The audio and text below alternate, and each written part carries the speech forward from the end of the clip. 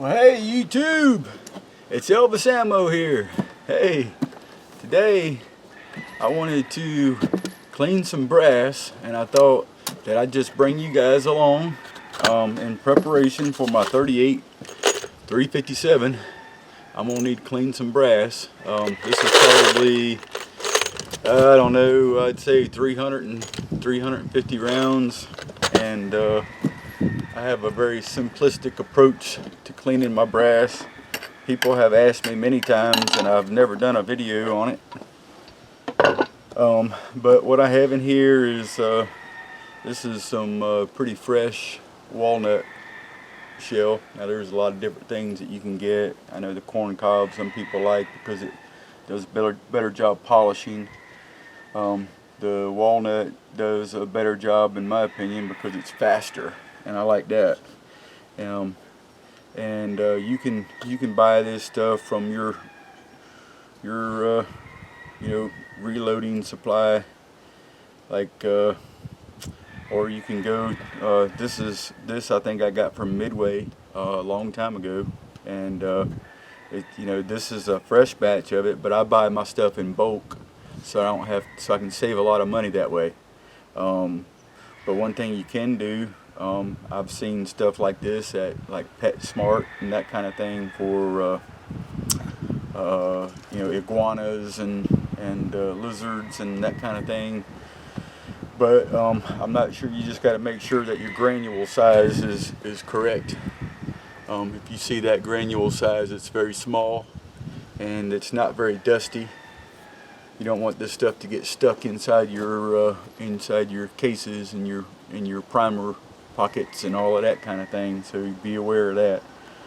But anyway, this is pretty much the way that I clean my brass most of the time, almost always.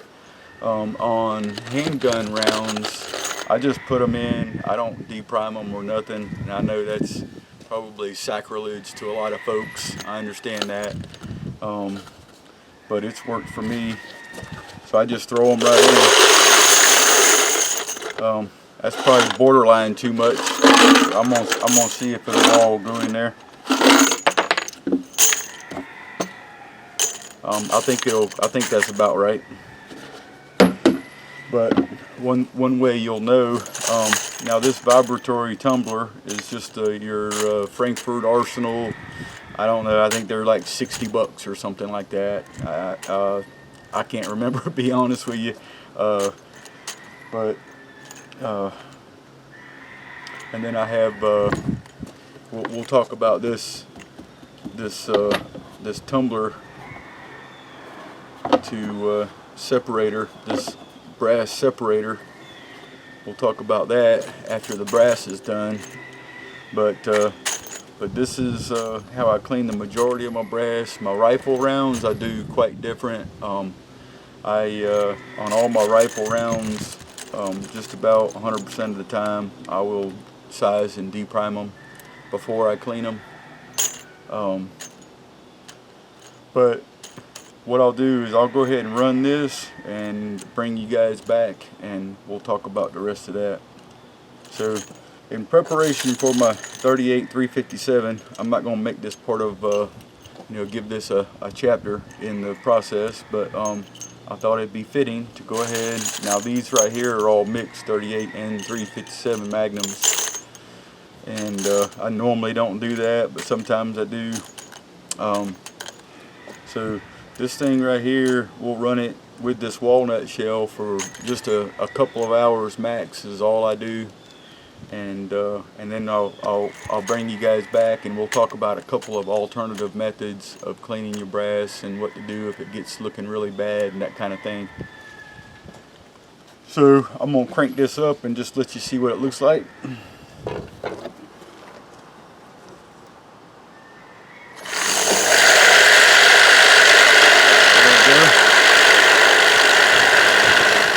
As long as that thing is humming and moving, then there's not too much brass in there. As long as you don't compress these springs so that it vibrates good. It looks like it's doing a good job. It's all tumbling in there really good. we'll let this go for a couple of hours. You know, honestly, this brass has only been shot. I'm gonna make a bunch of noise here.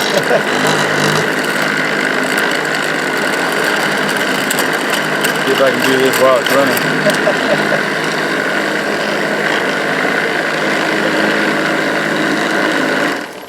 Alright. Yeah, this brass has only been shot probably 2 or 3 times max, I'd say, so it's not really that dirty.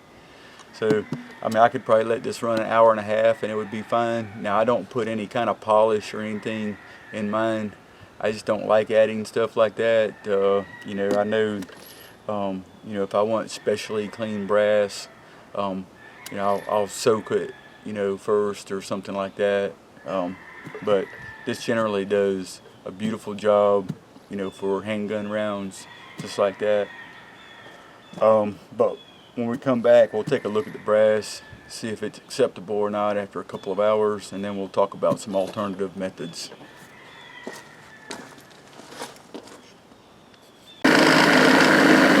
Okay.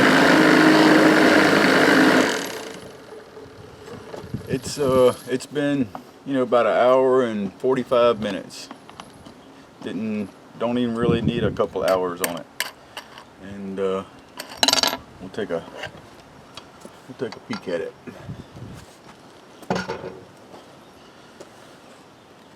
So this is the brass right there. You can see a little dust on it from the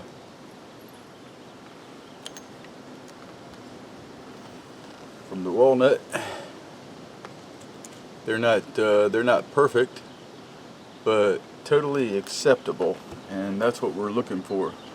So then what I do is now I highly recommend you know, when you use these media separators, that you have the kind with the lid on it, because whenever you spin these things you won't get dust all over you. Now I'm outside, I know which way the wind's blowing, so I'm going to put these right in, just pour it right into the, I don't know if you can see that, let's see, I'll move you over. Yep, put that right into the media separator, like that. So the wind is blowing away from me. Like that. And I highly recommend you get one of these media separators that has the lid on it for a couple of reasons. For one, whenever you spin the handle on this thing,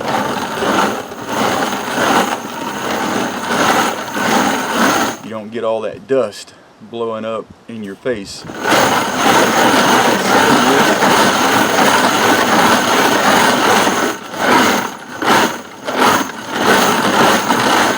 I like to knock them around a little bit, let them,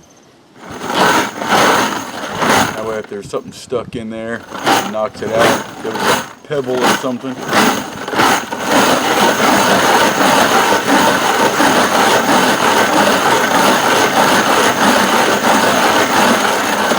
it don't need much, it's already separated.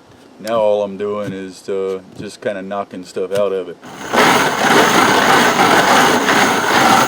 But if you don't have this lid on here, I'll let you listen to what it sounds like. Hear this?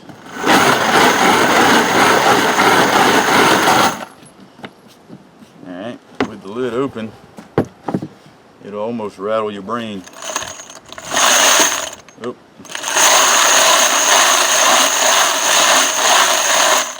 It's loud. It is loud. So that's one reason.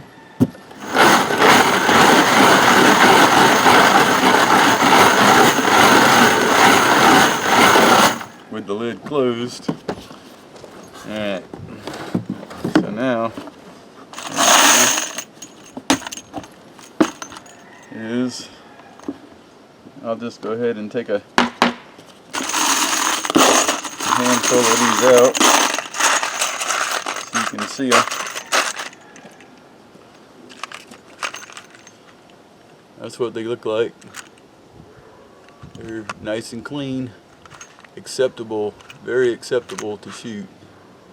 Alright, so that's pretty much it, you know, for my method of cleaning. Now here's one that's not quite as perfect, but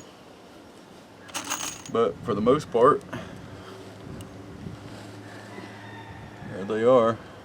They look great to me, and you know, for most of the plinking and shooting that I do, this is acceptable way to do it. Now there are times, you know, when you might want something, you know, more perfect, and you'll want to either buy you some brass, some new brass, or go the extra step. And I don't have a wet tumbler. I've never used one before. You know, I have like these right here. This brass I have laying right here is just as an example. I laid these out.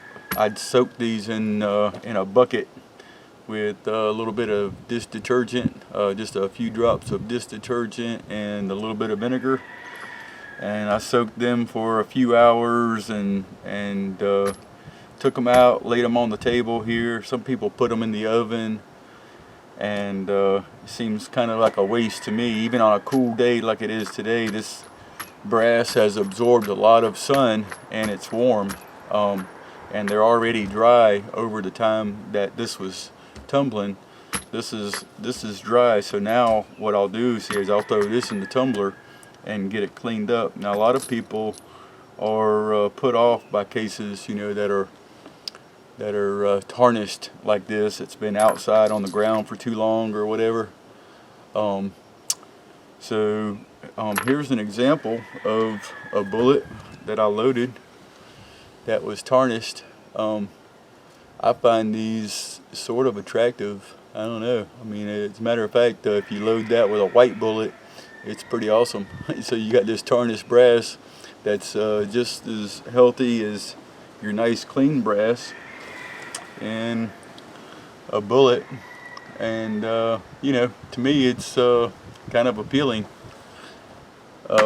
You can load only tarnished loads if you wanted to, and you know, do something a little different, but it's good brass. It works well. Now what I'll do with these is I'll put them in the tumbler and clean them up. I always like cleaning my brass. Lee says that you can just take your brass, pick it up off the ground, knock the dirt out of it or whatever, and run them through the process with the carbon on it, and that's the lubricant that they say is acceptable. So there's nothing wrong with doing it that way. But anyway, you know, I just wanted to kind of give a, you know, people wonder or curious or whatever, for whatever reason, you know, how I clean my brass and all of that. And that's it. That's all I do. I just put them in the tumbler for a couple hours, and that's about it. And they turn out great. Now on my rifle loads, I take and size and deprime all of those while they're dirty, and then I'll tumble them, and I'll tumble them a little bit longer, but not much longer, and you know, and then I finish my case prep from there. But you know, here you have rounds that's been soaking, and they look like, give you an example, they were really dirty. That's the way they looked before, you know, I soaked them. So they were in pretty sad shape. But you know, there you go, YouTube. I just wanted to you know, kind of show, you know, my method of cleaning the brass, and you know, it's really basic and simple. Now I did, however, look this up, and I think you can get them for you know, $55 or so for these tumblers, and $30 or so for this whole mechanism right here, you know, with the lid and everything. And like I said, I highly recommend, you know, the media separator with the lid on it. It keeps the dust down, and of course you want to do this outside where where you're not going to have dust, nasty stuff blowing all up in your face and that kind of thing. YouTube, I just wanted to show you that's how I do it, and I try to keep it simple and don't go through a whole lot process, you know, cleaning my brass. And I'll see you guys in the next video.